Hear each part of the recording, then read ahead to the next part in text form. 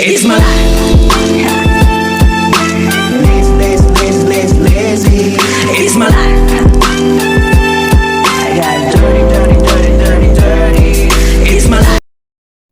Hello guys, good morning everyone. Tayo ay luto ng talbos ng sayote. Guys, ito. This is my favorite na gulay. Ganyan din natin. Kasi ngayon ay may bagyo dito sa Taiwan. So, yan.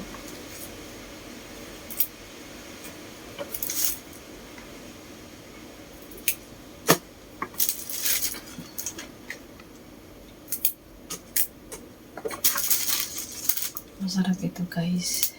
Alam nyo guys, dito lang ako nito nakakain sa Taiwan ng ganitong gulay. Hindi pa ako dito nakakita sa Pinas ng ganito. Mayroon siguro pero hindi lang ako nakakita nito. Doon na kinakain ito. Kinakain to guys. Masarap ito guys. Lagyan ng giniling na karning baboy. Sarap to. Gisahin lang. Ganun kasi ang mga ginagawa dito sa Taiwan. Ganito. Ginigisa lang sa bawang at ilagay itong gulay. Okay na siya.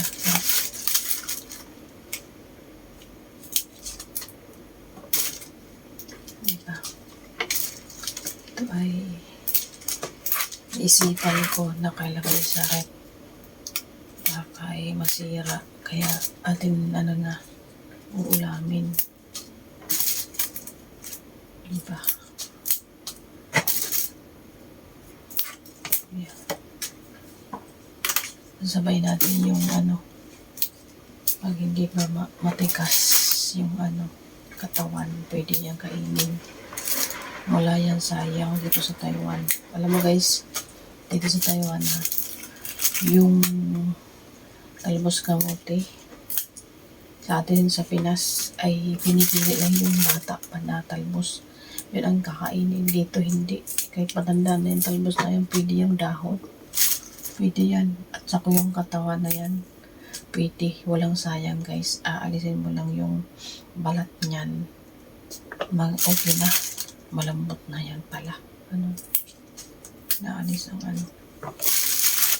Kaya walang sayang dito sa Taiwan. Lahat pwede kainin. Mga gulay.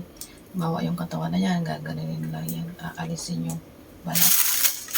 Kasi pag inalis mo na yung balat, malambot na siya. Pwede na siya kainin. For example, ito matanda na. Halimbawa, for example, ito ganito. Di ba malambot siya? Ganun yan, Yan. Pwede niyang kainin. Sabi mo sa talbos kamote. Ganun ang ginagawa kasi yung alaga ko kasi pag yan siya ng talbos kamote, ganun ang ginagawa. Inaalis yung pang ganun. Ganun. Ito guys, matanda na. Yung sa talbos kamote, hindi na niya, walang sayang yan. Lahat yan ay kain. Pinakain. Inaalisan lang yung balat ng Kaya, good talaga. Yan. Guys.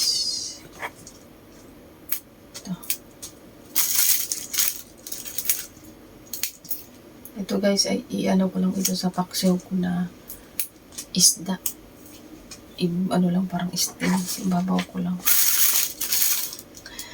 Pwede siya isaw-saw sa bagoong. Diba? Yummy.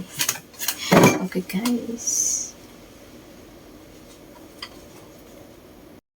Andyan guys ay babaw ko na yan sa pinaksiw kong isda.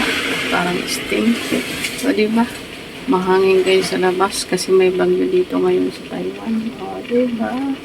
Yan. Ilagay lang natin dyan. Parang steam na yan. Halo mo yan sa paksiw para may lasa.